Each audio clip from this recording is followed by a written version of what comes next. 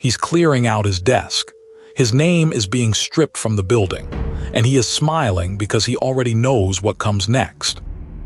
Welcome back to the Iron Files. Tonight, a founder, 35 years old, lean face, sharp eyes, charcoal suit that fit like armor. He built a logistics platform from a studio apartment to a company with 200 employees, revenue doubling every year, the kind of trajectory that makes magazine covers. And standing across from him at a rooftop dinner, the man who'd believed in him before anyone else.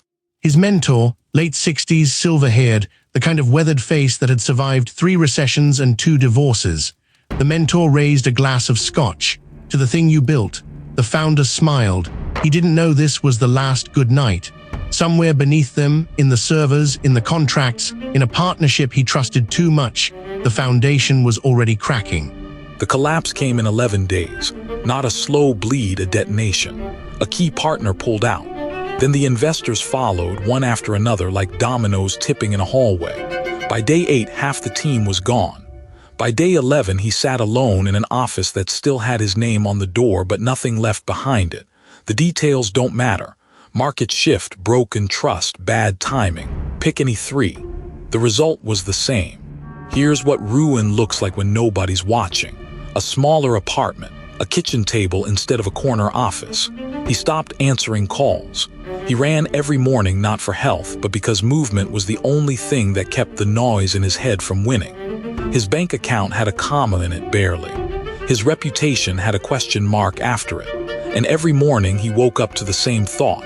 I built something real, and it evaporated. And then came the voice from outside.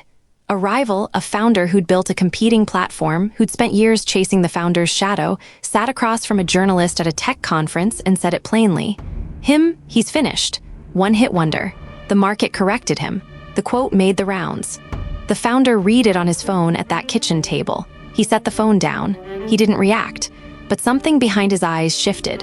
His mentor called that same week. No small talk, no pep talk, just 7 words spoken slowly, the way a man speaks when he's already lived the sentence. You're not starting over, you're starting with everything. The founder held the phone for a long time after his mentor hung up. He wrote those 7 words on a note card and pinned it above the kitchen table. And for the first time in months, he didn't go for a run. He sat down, and he started writing a plan. Now here's where most people expect the montage. The comeback music, the fast cuts, but that's not what happened. What happened was quiet. Months of quiet. He didn't launch anything. He sat with a notebook and mapped every single decision from the first company, the hires he rushed, the partnerships he didn't vet, the growth he chased before the foundation could hold it. He wasn't planning a company. He was performing an autopsy on the last one.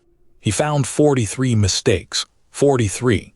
Not guesses, specific, traceable decisions that had weakened the structure. He categorized them: hiring, spending, trust, timing, and the biggest one circled twice in red ink at the top of the page. He'd built for speed instead of for truth. He'd scaled a company before he understood what it actually was. That insight, that one sentence, became the spine of everything he built next. The second company started in that same kitchen. No investors, no press release, no launch party. He hired 3 people, each one someone he'd worked with before, each one chosen not for brilliance but for steadiness. He told them on day 1, we're not going to move fast and break things. We're going to move measured and build things that hold. They looked at each other. Then they nodded. They'd seen what fast had cost him. Every decision in the second build carried scar tissue from the first. Where he'd once hired 10 people in a month, he now hired 1 in 3 months. Where he'd once taken every meeting, he now protected his mornings like a vault. Where he'd once said yes to grow, he learned to say no to survive. The compound effect of those small, deliberate choices. They didn't look like much at first, but underneath, the roots were going deep. 12 months in, no headlines, no magazine covers, just a product that worked, a team that trusted each other, and revenue that grew slowly but never retreated. He didn't celebrate milestones. He marked anti-milestones, the moments where, in the first company, things had started to crack. We passed the point where I lost the first one, he told his mentor on the phone. His mentor said nothing for a moment. Then, keep going. Year 2. The product had traction. Not viral traction, earned traction. Clients who stayed because the thing actually worked. He turned down 3 acquisition offers. Each one would have made him comfortable. Each one would have ended the story early. He said no every time, not because he was greedy, but because he finally understood something the first build never taught him. Comfort is where the second build goes to die. Here's the piece of this puzzle I've been holding back.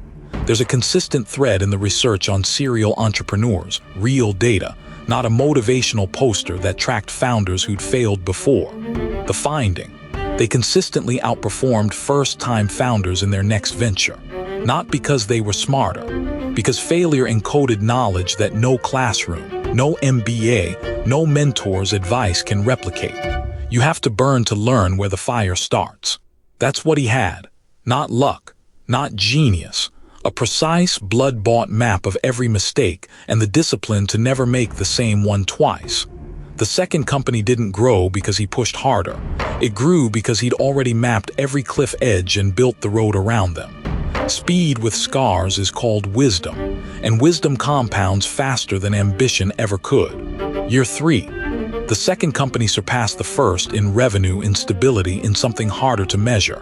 It felt different. It felt like it could hold weight.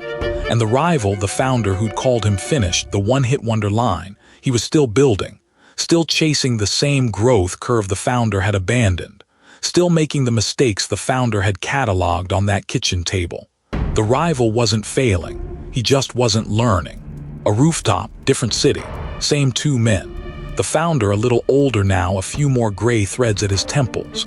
His mentor, silver hair catching the evening light, that same weathered face that had seen enough to know what mattered. 2 glasses of scotch on the table between them. The mentor looked at the founder for a long time. He didn't congratulate him. He didn't say, "I told you so." He just raised his glass exactly the way he had 5 years ago and held it there. The founder raised his. They drank in silence. And in that silence, he understood something he couldn't have understood 5 years ago, standing at the top of the first mountain. The first build had made him successful. The second build had made him wise.